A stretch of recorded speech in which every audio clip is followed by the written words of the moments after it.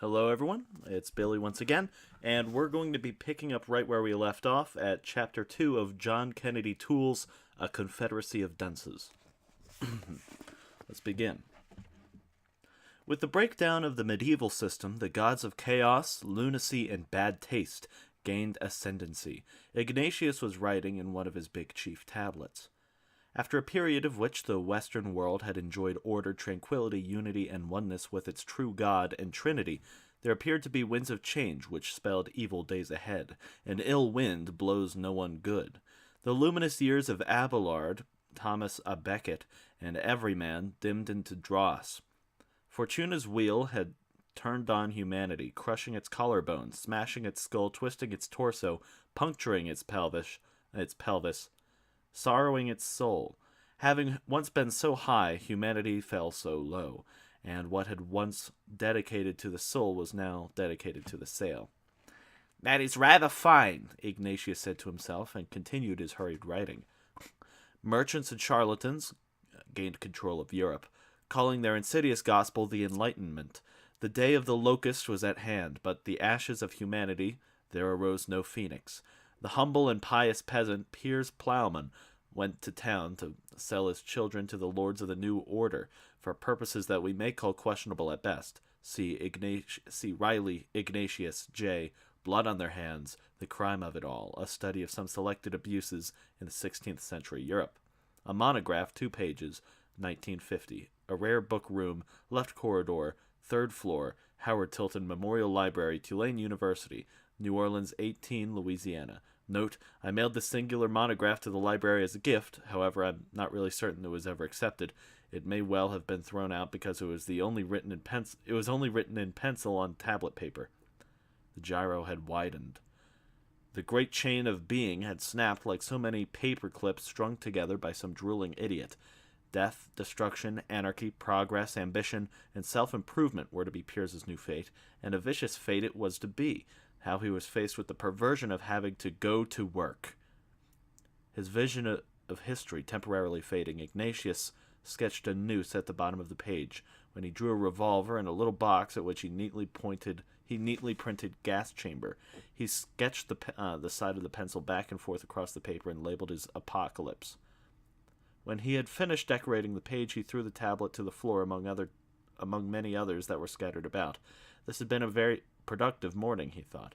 He had not accomplished so much in weeks.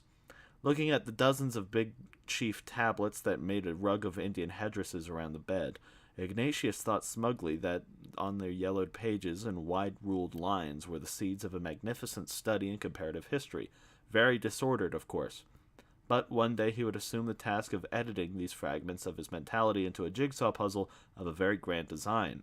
The completed puzzle would show literate men the disaster course that history had been taking for the past 4 centuries. In the 5 years that he had dedicated to this work, he had produced an average of only 6 paragraphs monthly. He could not even remember what he had written in some of the tablets, and he realized that several were filled principally with doodling.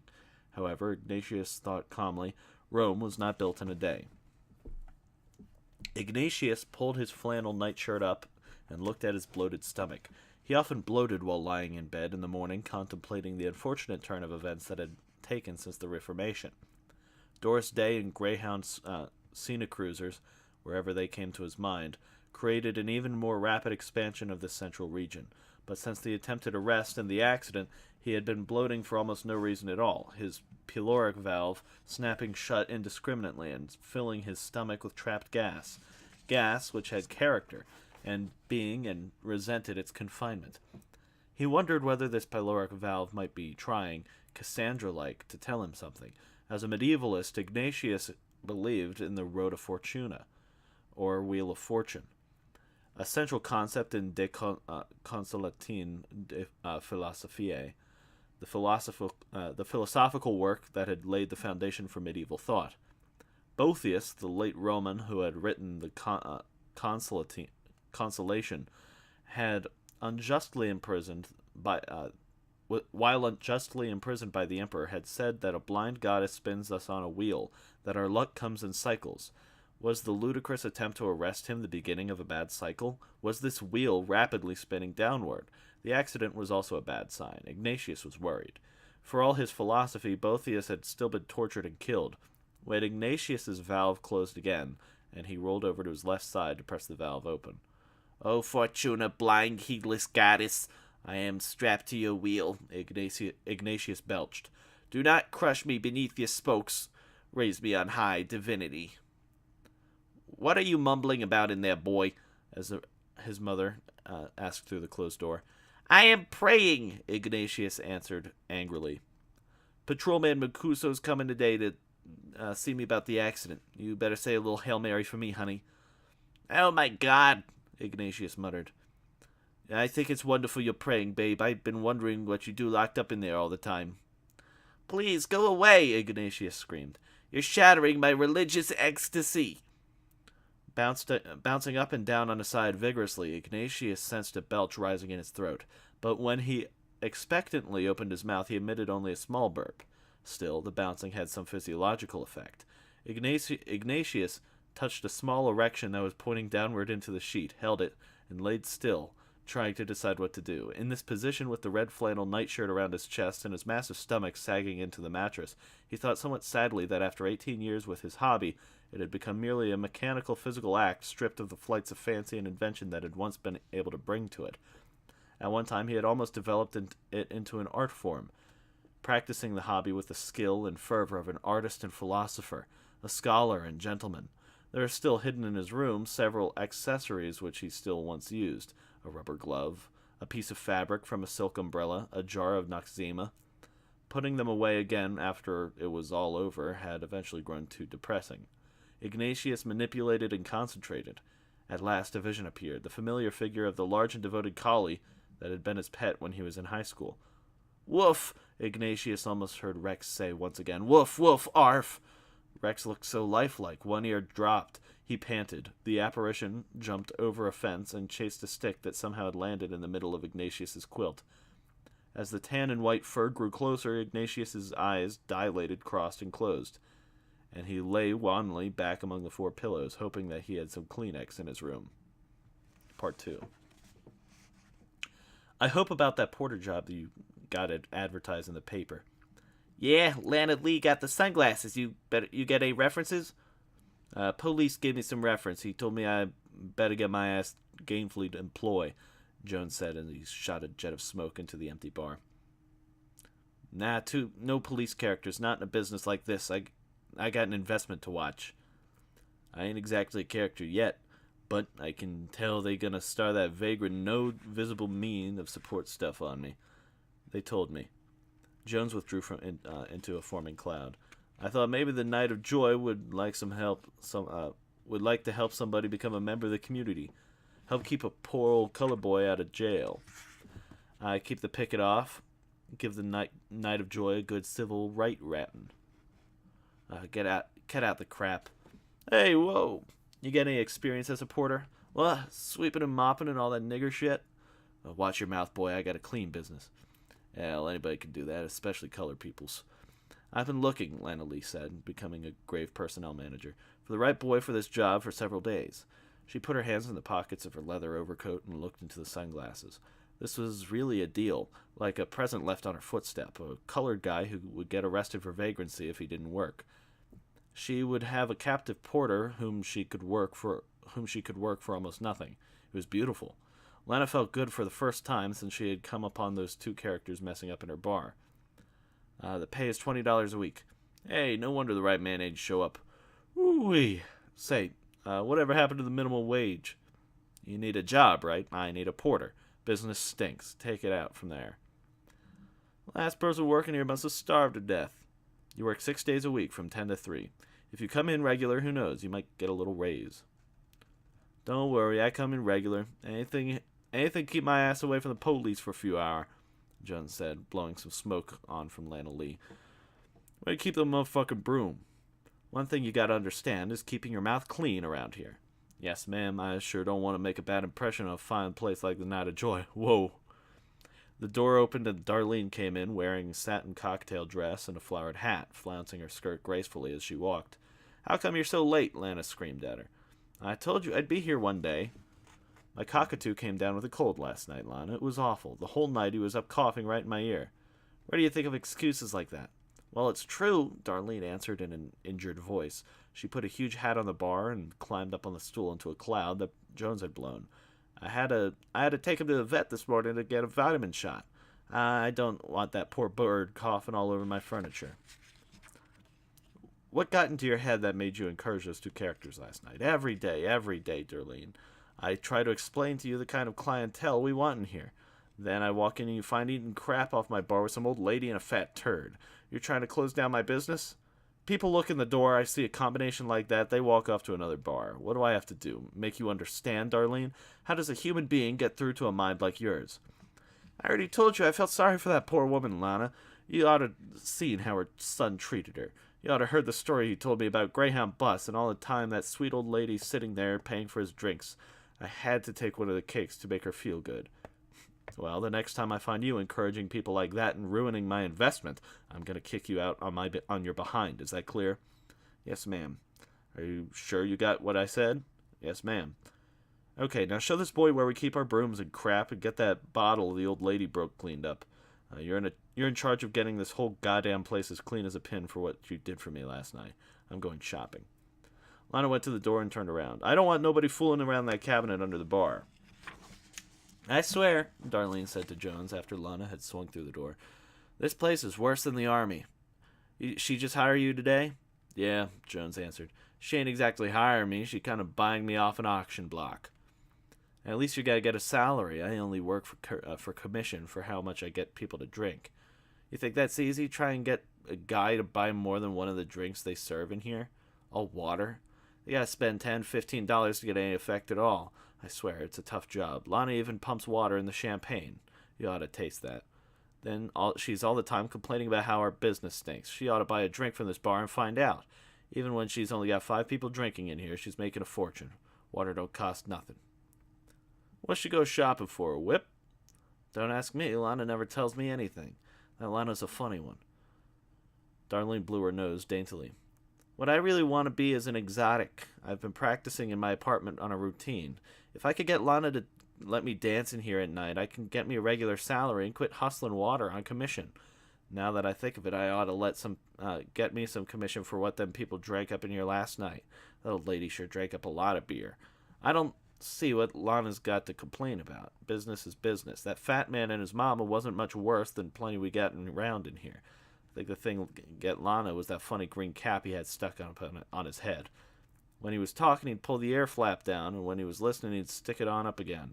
By the time Lana got here, everybody was hollering at him. He had both flaps stuck out like wings. You know, it looked sort of funny. And you say this fat cat traveled around with his mama? Jones asked, making a mental association. Uh-huh. Darlene folded her handkerchief and slipped it into her bosom. I sure hope they don't ever decide to hang around here again. I'll really be in trouble.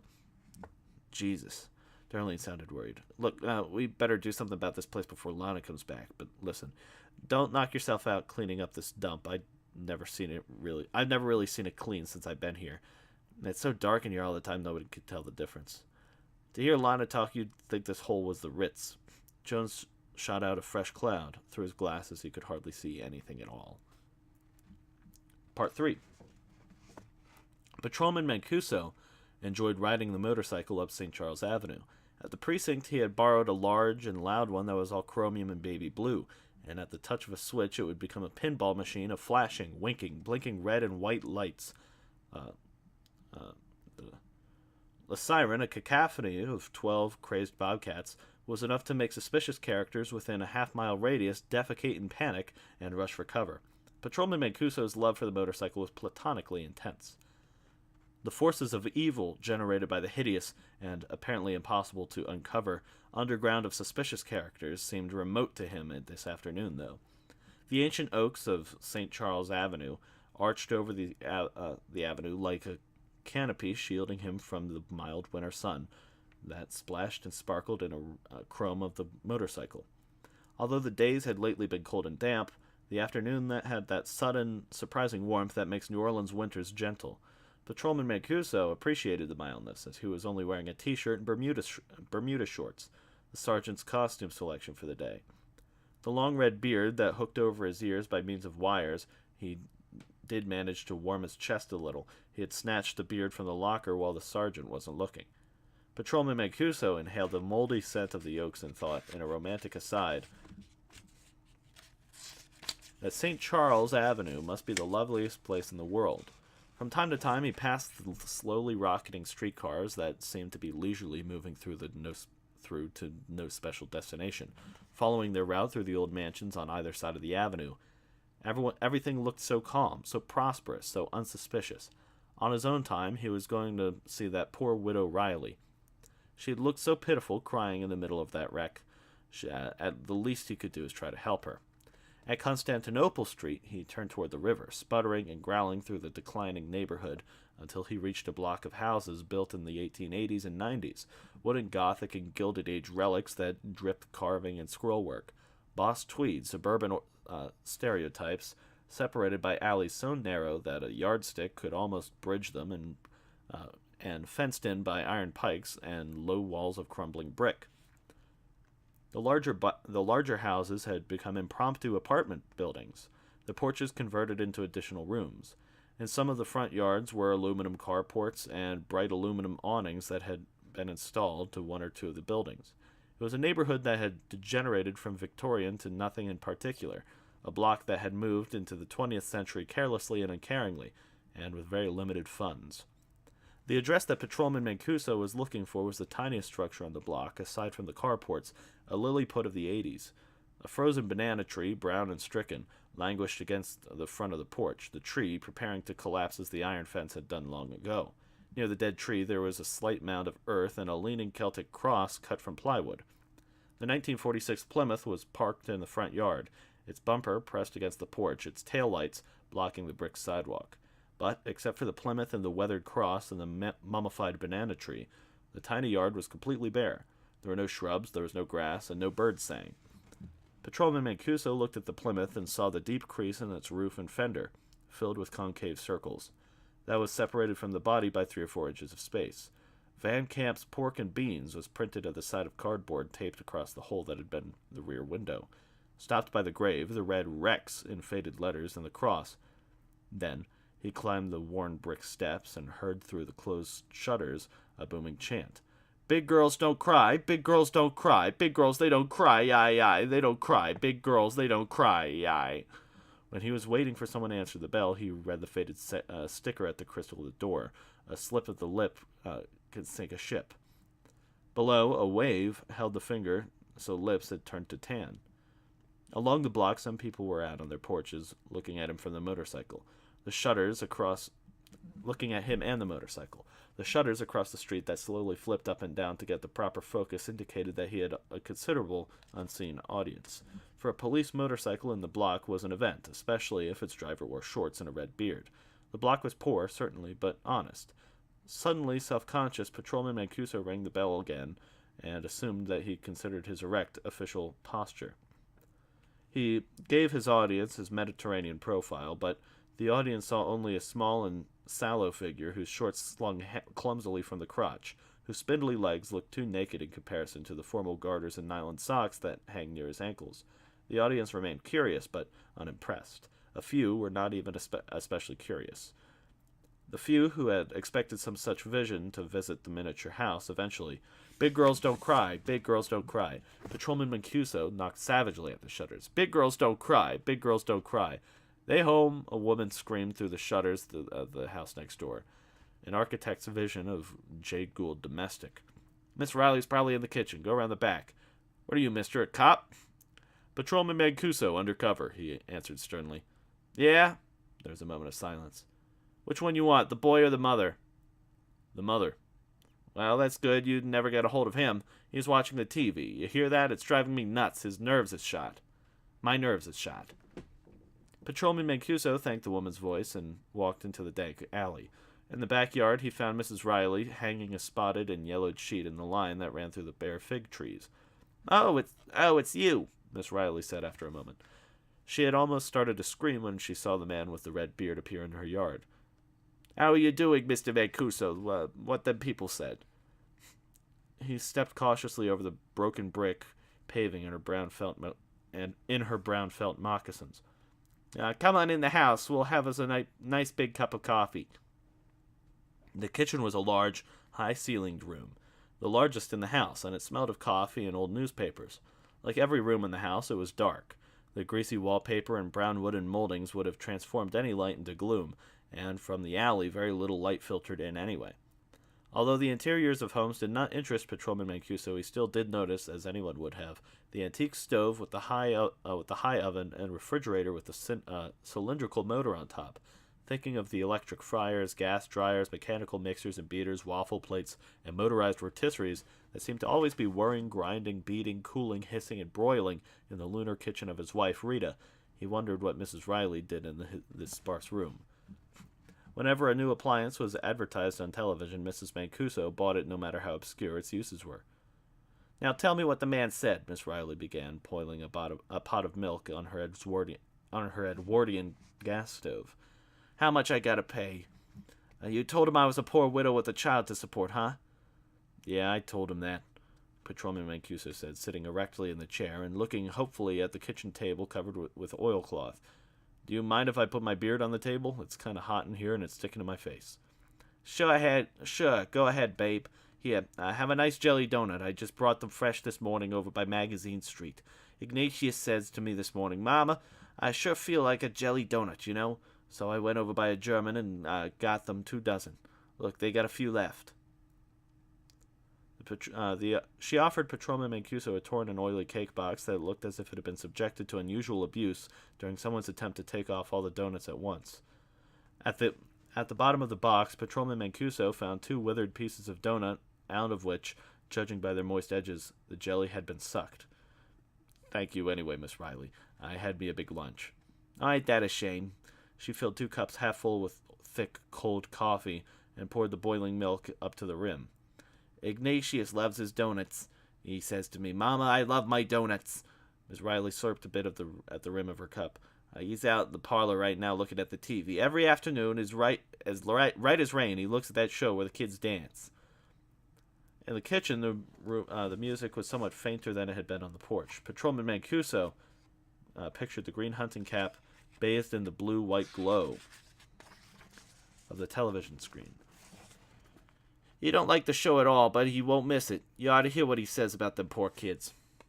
"I spoke with the man this morning," Patrolman Mancuso said, hoping that Miss Riley had exhausted the subject of her son. "Yeah?" She put 2 spoons of sugar in her coffee, and then, holding the spoon in the cup with her thumb so that the handle threatened to puncture her eyeball, she slurped a bit more. "What he said, honey?"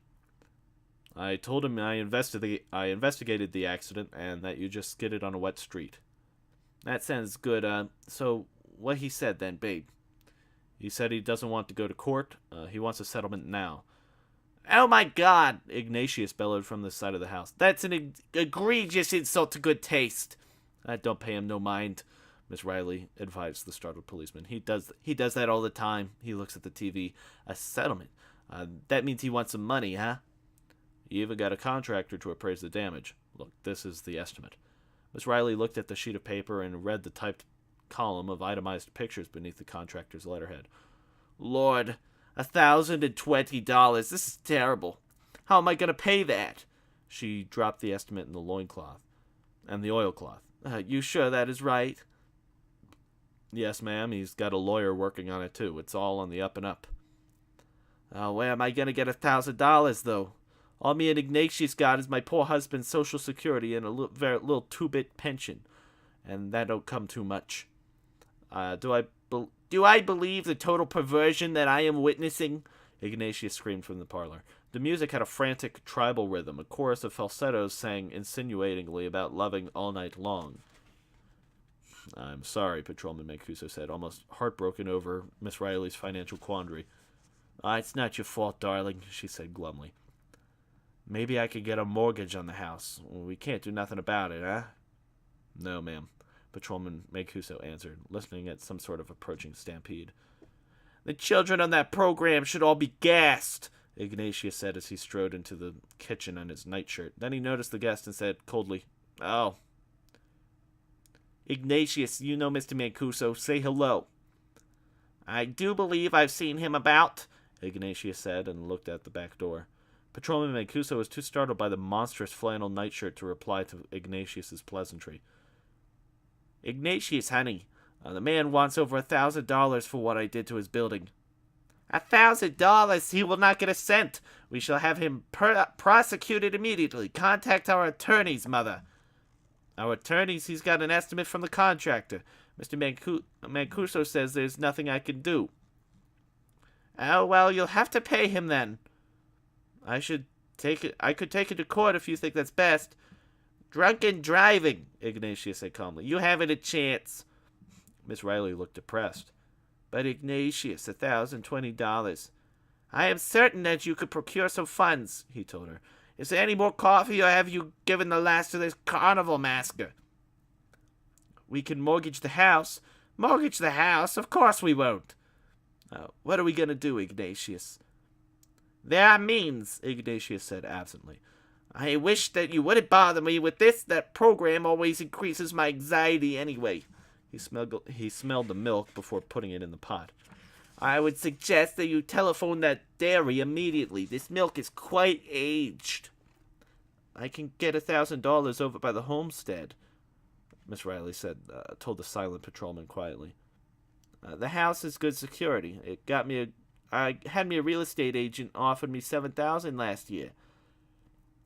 "The ironic thing about that program," Ignatius was saying over the stove, keeping one eye peeled so that he could seize the pot as soon as the milk began to boil, "is that it was supposed to be an exemplum to the youth of our nation.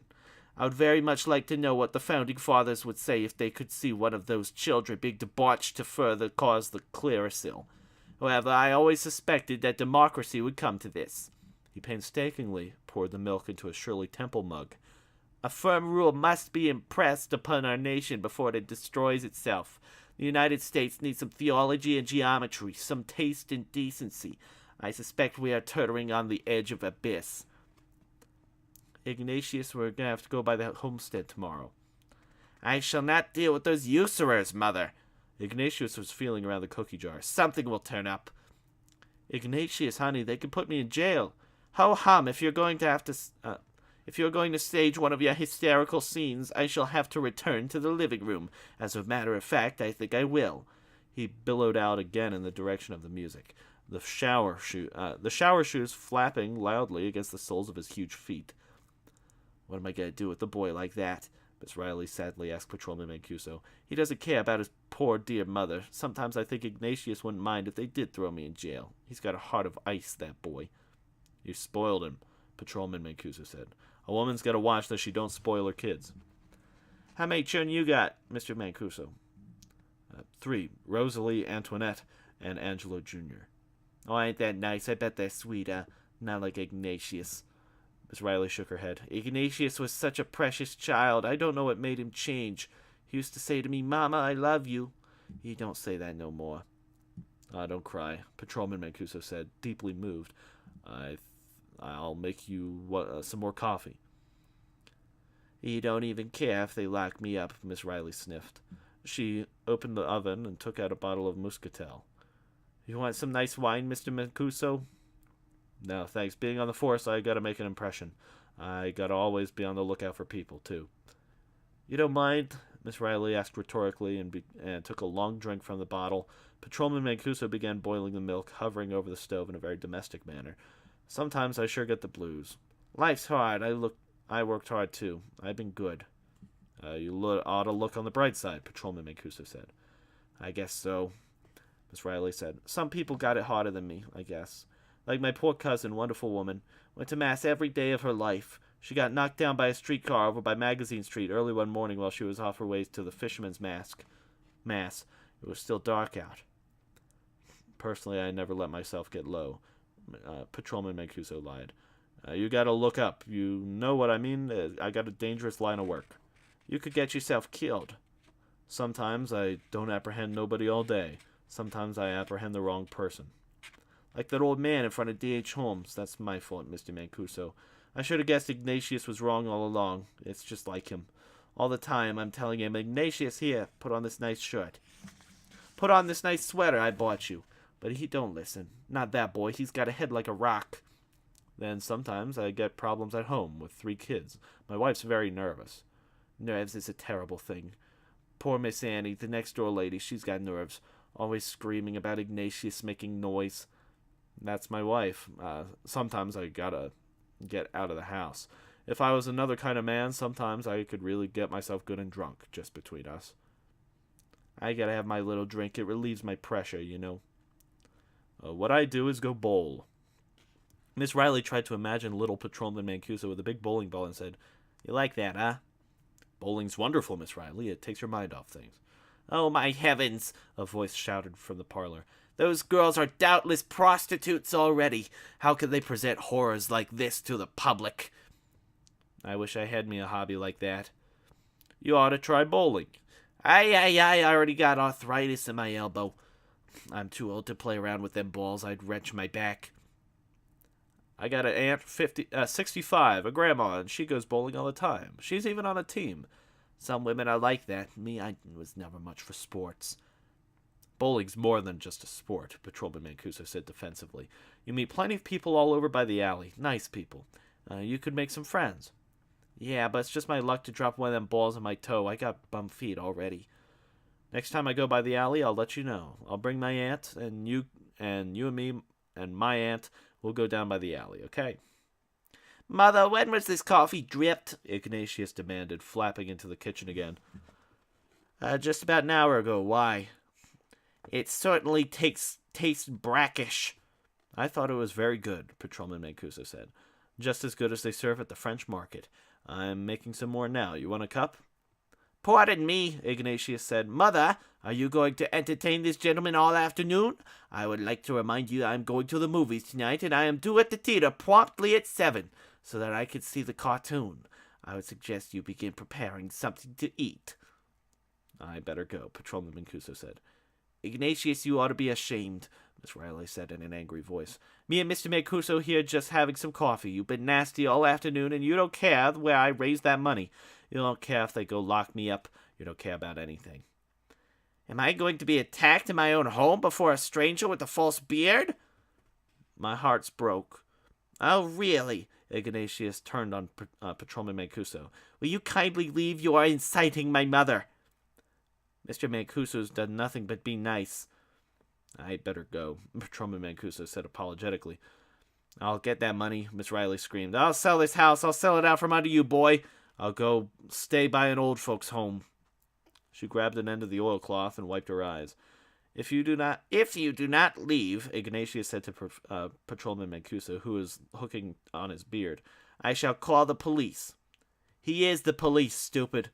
"This is totally absurd," Ignatius said and flapped away. "I am going to my room." He slammed his door and snatched a big chief tablet from the floor. Throwing himself back among the pillows on the bed, he began doodling on a yellowed page. After about 30 minutes of pulling at his hair and chewing at the pencil, he began to compose a paragraph. "Were Hersthrotha with us today, we would all look to her for counsel and guidance. From the austerity and tranquility of her medieval world, the penetrating gaze of this legendary sibyl of a holy nun would exorcise the horrors which materialize before our eyes in the name of television. If we could only juxtapose one eyeball on this sanctified woman and television tube, both being roughly of the same shape and design, what a phantasmagoria of exploding electrodes would occur. The images of those lasciviously gyrating children would disintegrate into so many ions and molecules, thereby affecting the catharsis which the tragedy of the debauching of the innocent necessarily demands." Miss Riley stood in the hall, looking at the "Do Not Disturb" sign printed on a sheet of big chief paper and stuck to the door by an old flesh-colored band-aid.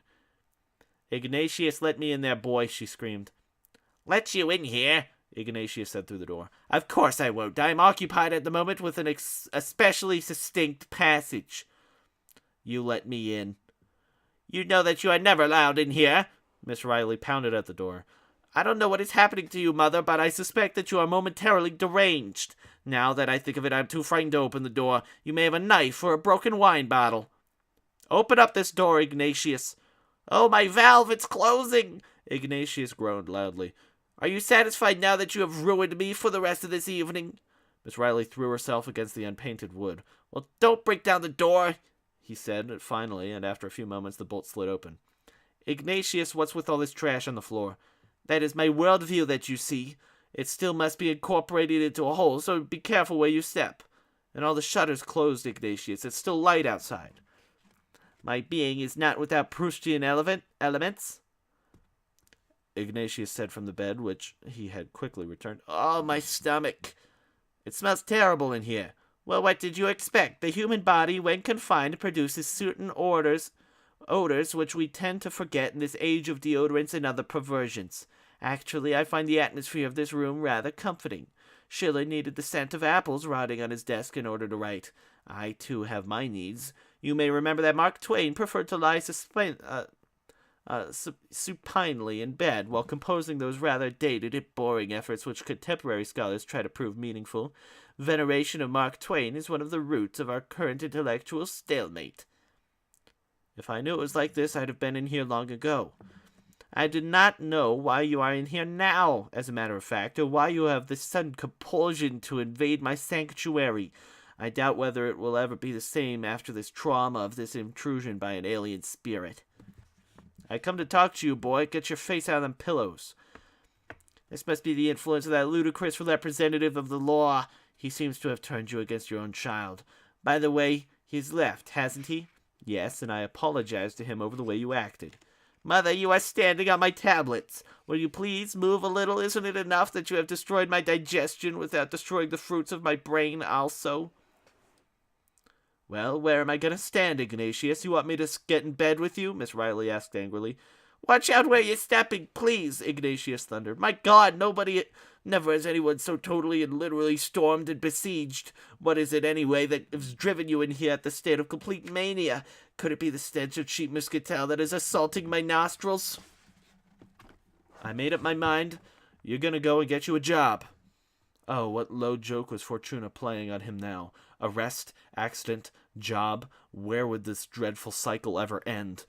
I see, Ignatius said calmly. Knowing that you are congenitally incapable of arriving at a decision of this importance, I imagine that mongoloid law officer put this idea in your head. Me and Mr. Mancuso talked over like I used to talk with your papa.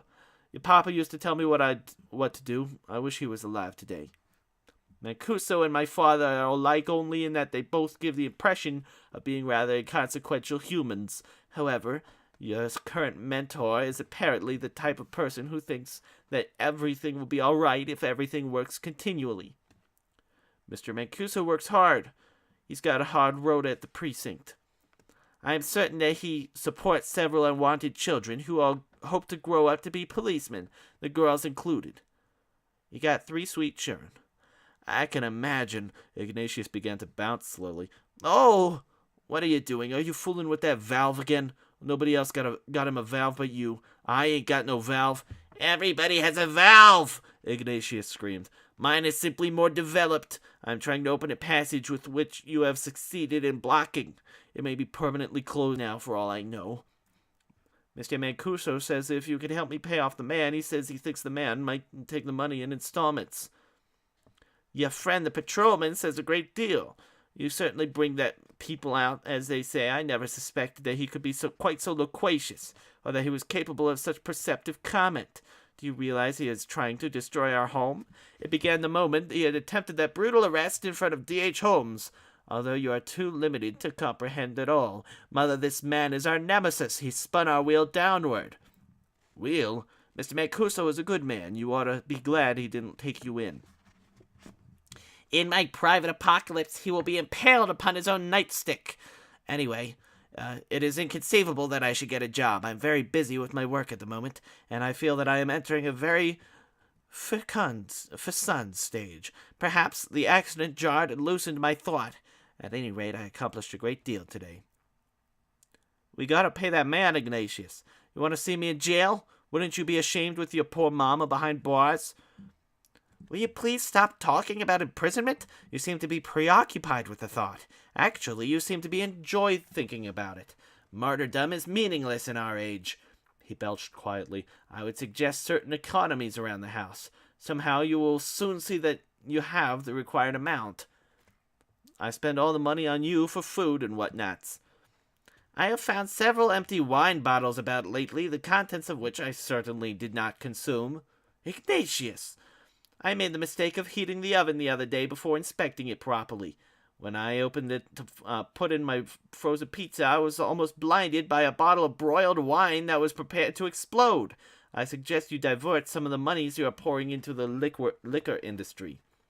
For shame, Ignatius, a few bottles of Gallo Muscadel, and you with them all them trinkets. What will you define the meaning of trinkets? Ignatius snapped. All their books, that gramophone, that trumpet I bought you last month.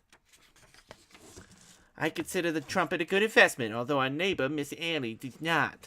If she beats on my shutters again, I'll pour water on her. Tomorrow we're looking at the want ads in the paper. You're going to dress up and go find you a job.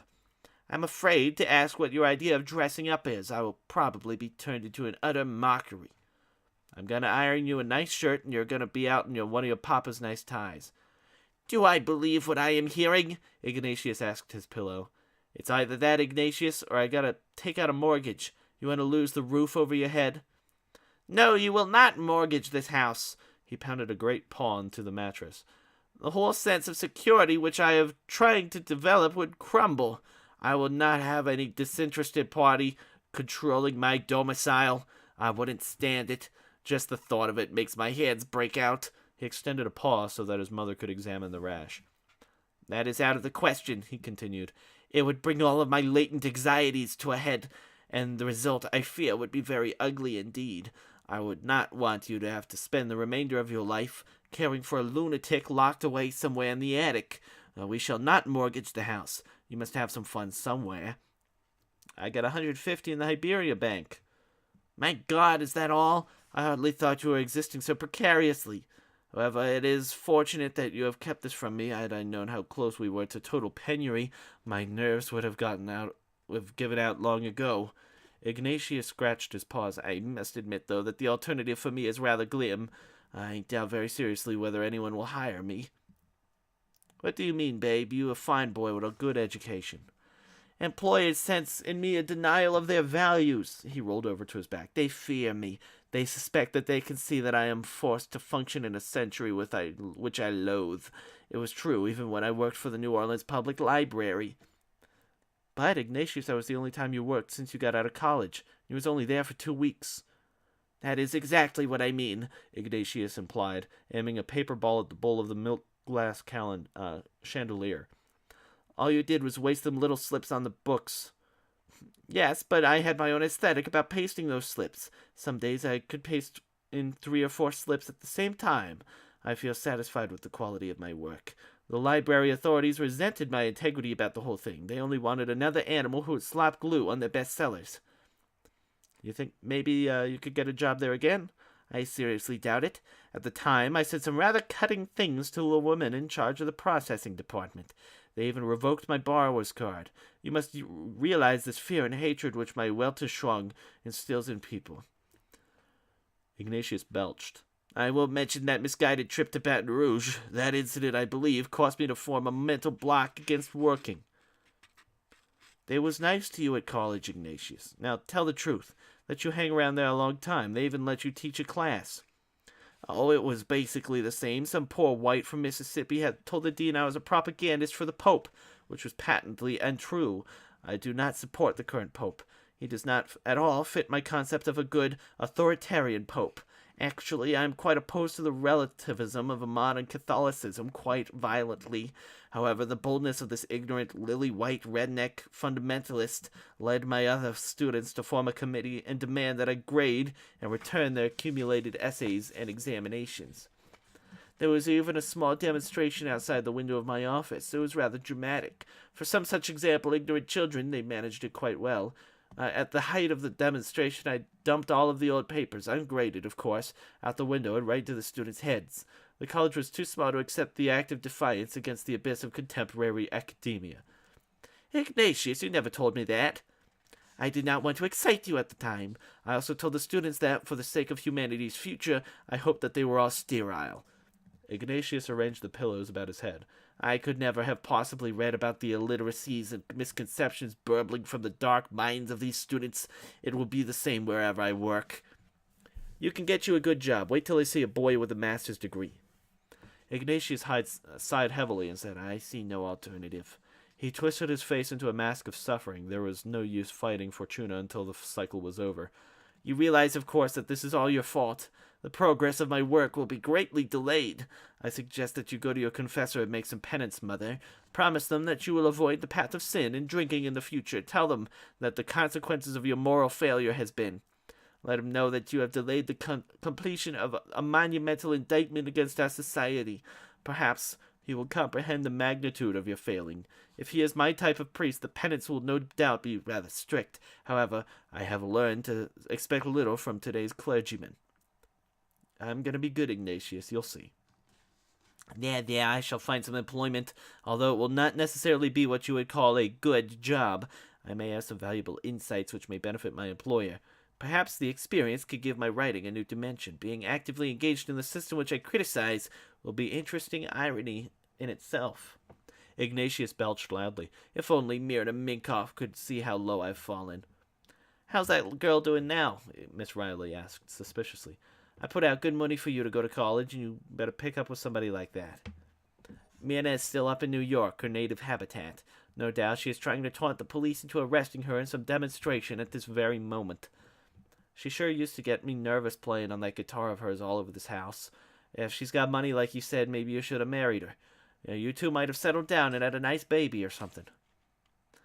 Do I believe that such obscenity and filth is coming from the lips of my own mother? Ignatius bellowed. Now run along and fix me some dinner. I must be at the theater on time. It's a circus musical, a heralded excess, which I have been waiting to see for some time. We study the want ads tomorrow.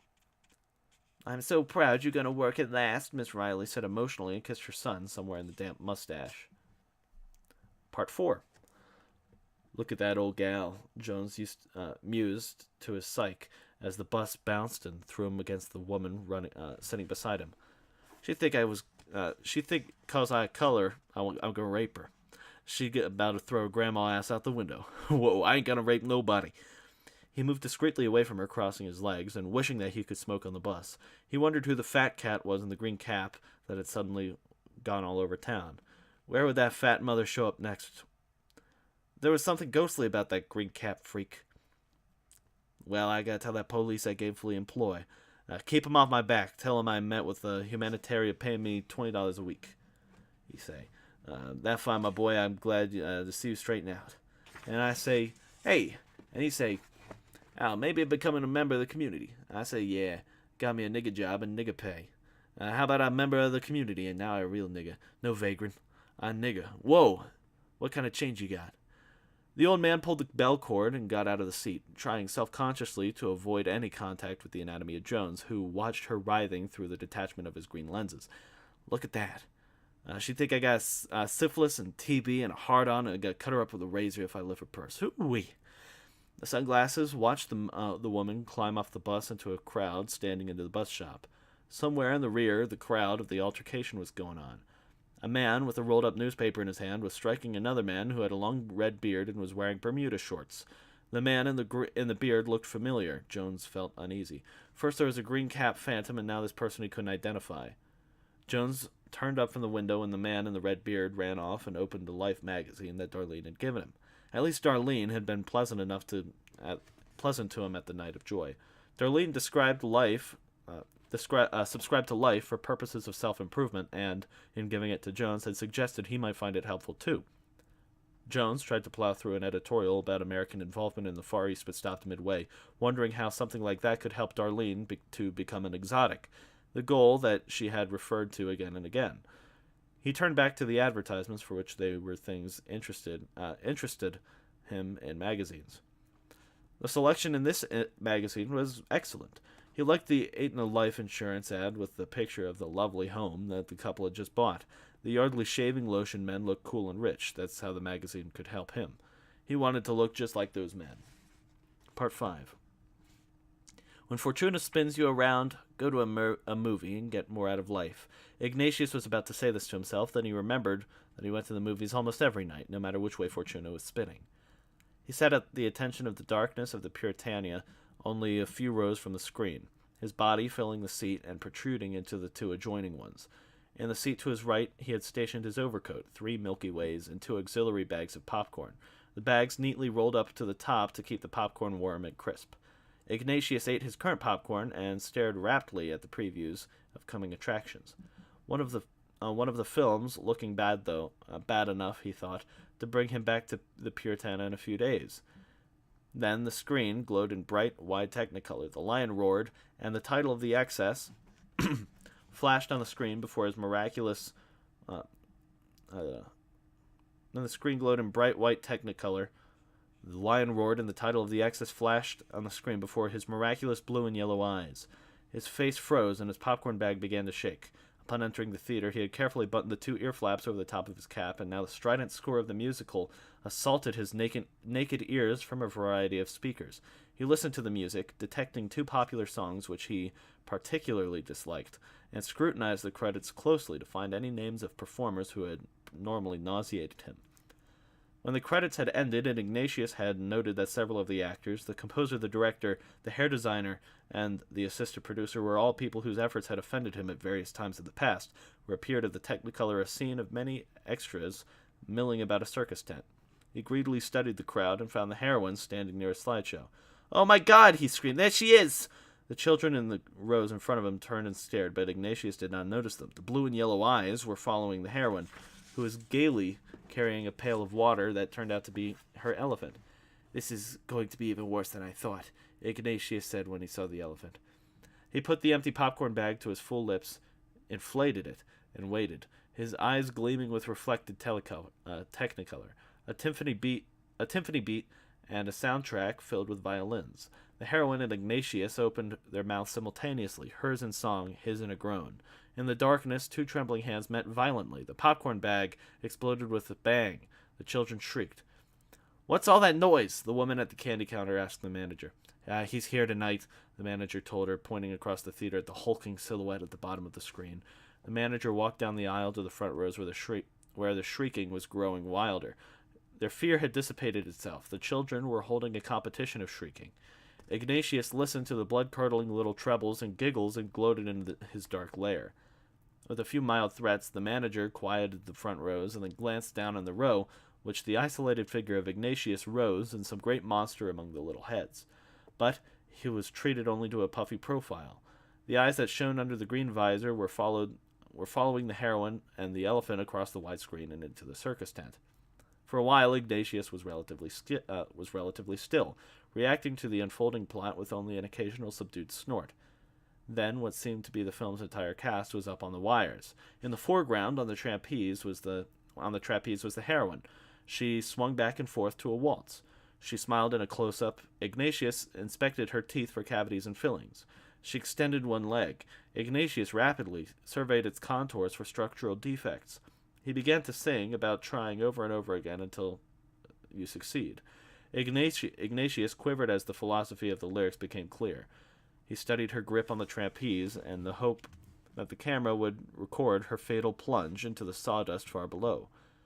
On the second chorus, the entire ensemble joined in song, smiling and singing lustily about the ultimate success while they swung, dangled, flipped, and soared. "Ah, good heavens!" Ignatius shouted, unable to contain himself any longer. The popcorn spilled down his shirt and gathered in the folds of his trousers.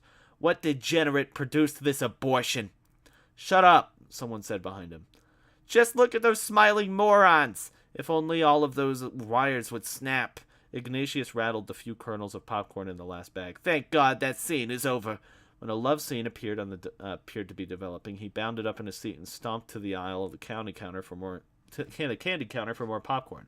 But as he returned to a seat, the 2 big pink figures were just preparing to kiss. They probably have halitosis," Ignatius announced over the heads of the children. "I hate to think of the obscene places those mouths have doubtlessly been before." "You'll have to do something," the candy woman told the manager laconically. "He's worse than ever tonight." The manager sighed and started down the aisle to where Ignatius was mumbling. Oh my god, the tongues are probably all over each other's capped and rotting teeth. And that's the end of chapter 2. Thank you.